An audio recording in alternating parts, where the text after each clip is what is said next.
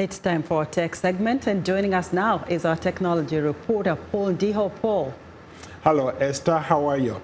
The rapid growth of the internet across Africa is connecting millions of people on the continent, but it's also creating new opportunities for cybercrime, which cost African countries billions of dollars every year. Experts say cybercrime poses a very real danger in Africa. Some countries are taking steps to regulate the industry and curb the rising threat of cyber attacks. Joining me to talk about cybercrime trends in Africa is Nebiyou Tilahun, a cybersecurity expert based here in the Washington, D.C. Hello. Hey, welcome. Paul. Thank you. Thanks for having me. How are you?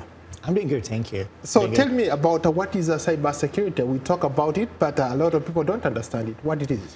Sure. So cybersecurity is it's a branch of IT that is responsible for data and information protection from malicious users and authorized users by way of three different segments. So there is confidentiality, which is stopping attackers from accessing data.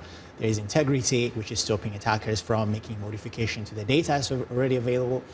And there is data availability, which is generally making sure that the data is always protected and available to the rightful users. So in short, it's a branch of IT that stops unauthorized users accessing information that's stored in a corporate environment. So as an expert, when you're seated on your computer, what are you looking for? What is it that you're looking at and saying, oh, this could be a threat? Sure. So there are many technologies and systems that are put in place in most government agencies or corporate environments to circumvent or detect and mitigate risks that's being posed by attackers worldwide. So sometimes you will notice that there are data that should be available that's not available anymore, or there is a malfunction of systems that you're expected to work, doesn't work anymore, or there is a constant what's called denial of service attack, which is stopping people from accessing systems. So these are the kind of signs that you do get generally when you sit on a computer and try and figure out what is going on. Africa is not immune when it comes to cybercrime or cybersecurity. So what are some of those trends on the continent? Yeah, sure. So cybersecurity generally costs the world economy around $500 billion. It's a very big threat. It's massive. And Africa right now, about 47% of the attack that generally comes from the continent of Africa or passes through Africa towards developing nations. So, interesting. And the problem with that is that it's not something you can isolate by saying or developing nations should protect their own systems without really addressing the issue in Africa. And it's like climate change, right? So you can't look at it in isolation. Everybody has to take a part.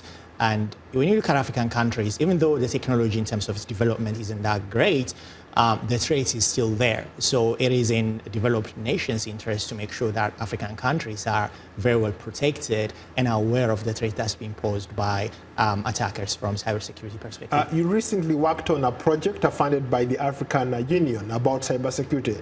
Explain it. So Symantec, one of the largest cybersecurity firms in the world, is commissioned by the African Union to come up with a study to find out where we are as a continent in terms of our protection.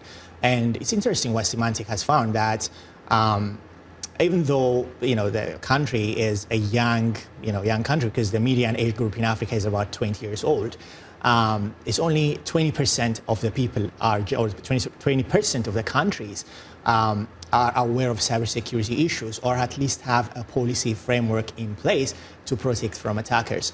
And you look at most threats generally come from countries like South Africa, Egypt, Cote d'Ivoire, Tunisia, and this generally shows you that developed nations are not aware of the threat that's currently coming from African nations. Yeah, unfortunately, we've run out of time. That was Nebiyou Tilahun, a cybersecurity expert based here in Washington, D.C. Back to you, Esther.